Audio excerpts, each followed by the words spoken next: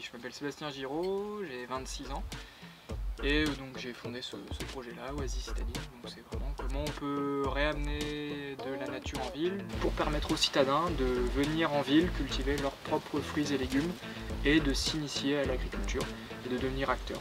Donc on cultive vignes, potagers, etc. Les gens, ils habitent en ville, ils sont toujours entourés de béton et c'est qu'ils sont complètement déconnectés de leur alimentation. Et le fait de refaire de l'agriculture en ville, c'est pas... Le but, c'est pas de remplacer l'agriculture, mais c'est de se dire à un citadin, les initiés, savoir qu'il se reconnecte aussi un peu aux saisons. Enfin, quand on vient faire son potager, on sait quand est-ce qu'on a planté, on voit le temps que ça met à pousser, on sait quand est-ce qu'on récolte, et c'est un super bon moyen de réapprendre aux gens, de se dire voilà comment ça fonctionne, et de leur permettre de devenir acteurs. Donc c'est le meilleur moyen de reconnecter les gens à leur alimentation, c'est qu'ils fassent eux-mêmes, qu'ils produisent une partie de leur alimentation. On a plein d'arbres aussi, ça va être un des grands défis aussi, c'est quand on est en train de transformer, on a transformé une vigne en monoculture, donc c'était une monoculture de vigne, et le but c'est de la transformer en une oasis de biodiversité. Et ce qui nous manque aujourd'hui, c'est qu'on est dans une Méditerranée, donc c'est très ensoleillé, et nous on recherche l'ombre. Donc c'est vrai que c'est clé qu'on réamène de l'ombre, donc ça va être de planter des arbres, plein d'arbres, un maximum d'arbres sur le lieu. Et après c'est qu'on nous refasse nos propres semences. Donc là c'est la première année, puis après qu'on... Bah là, on a quelqu'un ce matin, des membres, enfin c'était un atelier qu'on a cette semaine, c'est qu'on aille récupérer les graines de fleurs qui ont séché. Là, on a les œillets d'Inde qui sont en train de sécher, donc il y a toutes les graines qui sont à l'intérieur, bah, c'est qu'on récupère tout.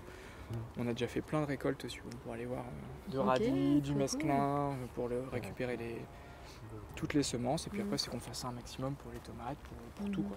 Et le but c'est de se dire, on n'a pas planté une variété de tomates, là on doit avoir une dizaine de variétés de tomates différentes, et donc c'est aussi ce côté-là où on va avoir de la diversité au potager, et que ça serve aussi de démonstrateur. Donc on montre aux gens qu'il existe des variétés différentes, qu'il existe plein de formes de tomates ou de salades différentes, et donc c'était aussi ce côté démontré-là, et pour pouvoir aussi les reproduire, il nous fallait des semences reproductibles, donc aller vers des semences paysannes, c'est le seul moyen, hein. Il n'y a pas d'autre solution, des variétés anciennes, on ne pouvait pas prendre d'autres variétés. Donc les gens savent, mais après de là à savoir faire, non.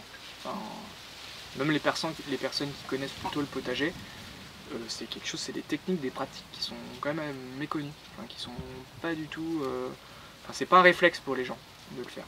Donc ça, il y a un gros travail là d'expliquer comment faire, et la pratique, parce que c'est pas non plus si facile que ça. Enfin, il faut savoir laisser, quand on récolte par exemple des salades, il faut se dire celle-là je la laisse pousser pour qu'elle monte en graines, et le bon moment pour la récolter, attendre que ça fane. Donc il y a aussi de la technique à savoir. Donc oui, ça c'est un des points qu'on veut transmettre, et qui est assez important et qui est technique aussi.